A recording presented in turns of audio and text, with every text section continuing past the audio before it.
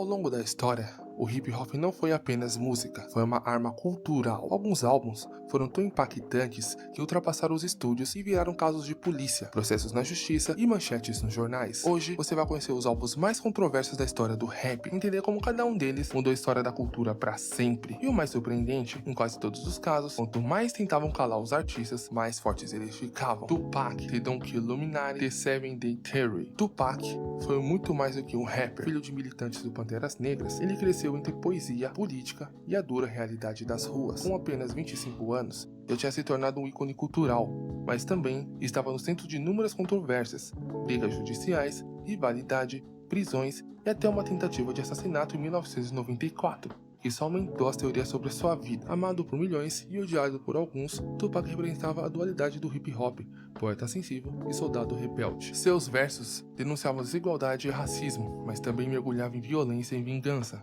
Essa mistura explosiva fez ele um alvo da polícia, da mídia e de rivais da indústria, como Notorious B.I.G., Puff Daddy e eventualmente Nas, apesar de fazer as pazes com o mesmo antes da sua morte. Porém, esse é assunto para um outro vídeo. Pouco antes de morrer, ele deixou um trabalho sombrio e enigmático, The Don't Kill Illuminati, The 7 Day Theory. Na capa, Tupac aparece crucificado como se fosse uma versão moderna de Jesus e mudou seu nome para Machiavelli, em homenagem ao filósofo italiano do século XV, Maquiavel, que ele leu seu livro quando esteve na prisão, enquanto seu álbum anterior, A Eyes on Me, era considerado pelo próprio uma celebração da vida. The Don't Kill Illuminati é muito mais sombrio e obscuro que o anterior, contendo críticas de vários rappers como Jay-Z, Mobb Deep e Dr. Dre e outros, apesar de criticar rivais nas suas músicas não fosse novidade.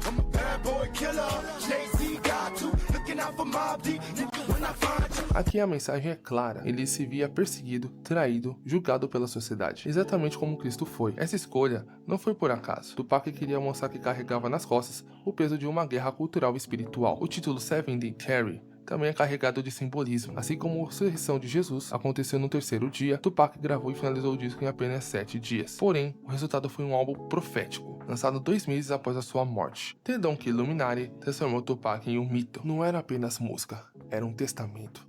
E até hoje, cada verso e cada símbolo alimenta uma pergunta: Tupac morreu ou renasceu para sempre? Em 1999, Eminem já tinha saído da bolha do underground com seu álbum de estúdio de estreia, The Slim Shady LP,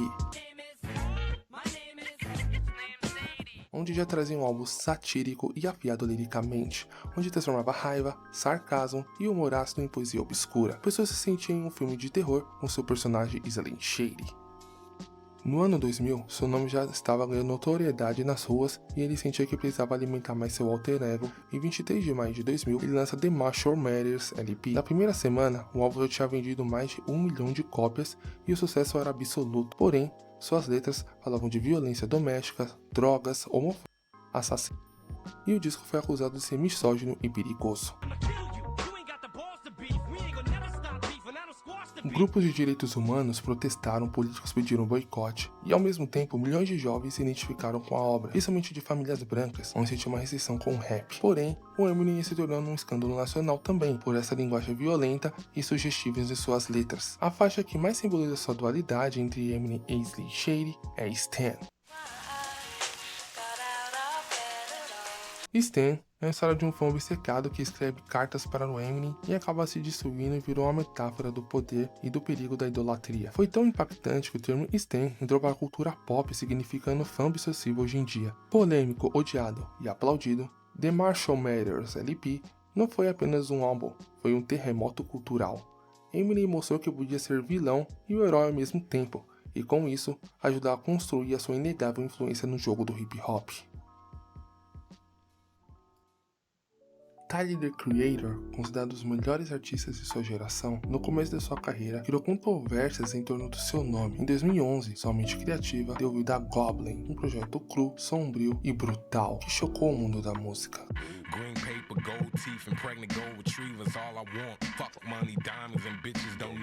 Alguns países chegaram a banir o artista, enquanto outros o aplaudiam como uma nova voz da juventude. Essa contradição fez do álbum um dos projetos mais polêmicos da década, mas para muitos, o disco representava autenticidade e uma voz sem filtro quanto politicamente correto.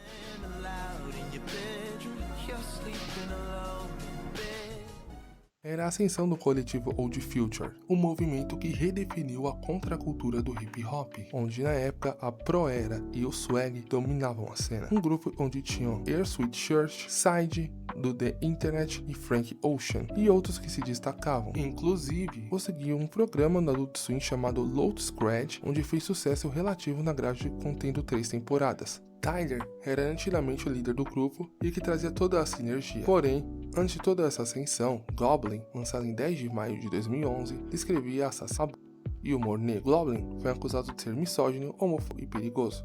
Youngsters, com sua batida minimalista e um videoclipe chocante, onde Tyler come uma barata e termina sem...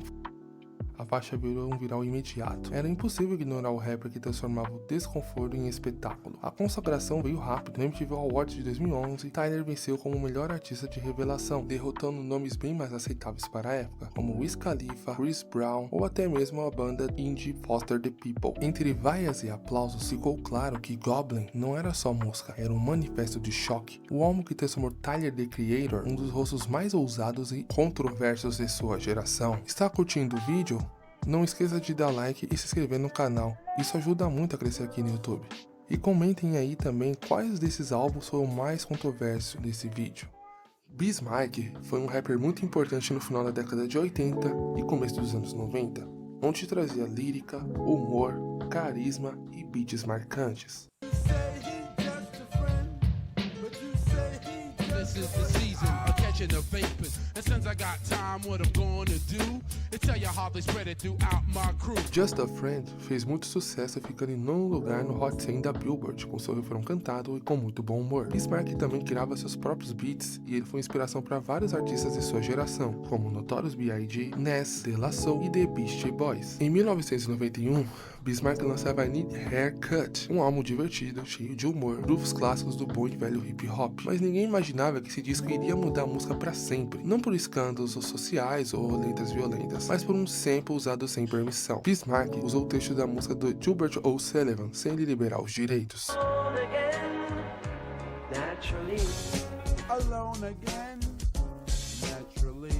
O resultado, o processo histórico da gravada do Gilbert Sullivan. O juiz foi direto, ele falou, roubo é roubo, e declarou que, a partir dali, sample sem permissão seria ilegal. O impacto foi gigantesco. Até aquele momento, a prática de sampling era praticamente livre. Produtores criavam novos ritmos, reinterpretavam clássicos e reinventavam o som sem pedir permissão. O veredito de Bismarck mudou tudo a partir dali. Cada sample passou a exigir licença de negociação, criando uma nova indústria de direitos autorais dentro do hip hop. Impactou toda a geração de produtores. O que antes era liberdade criativa, virou responsabilidade legal. Artistas tiveram que ser mais estratégicos, inventivos e às vezes limitados, mas isso também elevou o hip hop a outro patamar, usando a criação de beats originais ou samples licenciados com cuidado. Em outras palavras, I Need a Haircut não mudou só a carreira de Bis, mas também a música para sempre. Em 1993, Bismarck lançou um álbum chamado All Samples Clear, que significa mais ou menos todos os samples foram liberados, fazendo uma brincadeira com o que ele passou com a Haircut em 1991. O álbum do Bismarck virou sem querer um marco legal e encerrou a era de sample livre. A Need a Haircut não é só um disco divertido, é um símbolo de transformação. Bismarck provou que a música pode ser mesmo tempo leve e revolucionária, o que até um sample errado pode mudar para sempre a história do hip hop.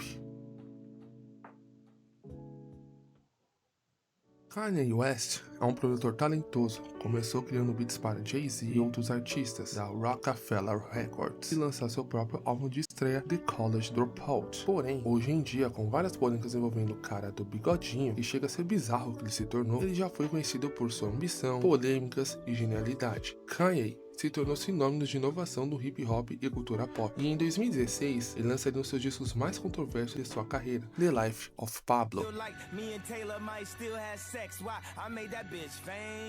Na minha opinião, é o seu último melhor disco. O álbum mudou de nome, de capa, de faixas e até de mixagens depois de ser disponibilizado no Tidal, como se Kanye estivesse atualizando um software, arrumando bugs, ou seja, polindo a sua obra. E o álbum não deixou de ter polêmica, surgiram a faixa Famous, e no clipe também encontra-se Donald Trump, Taylor Swift, Kim Kardashian e fãs da mídia se dividindo entre choque e fascínio. A abertura do álbum, Ultra Like Me,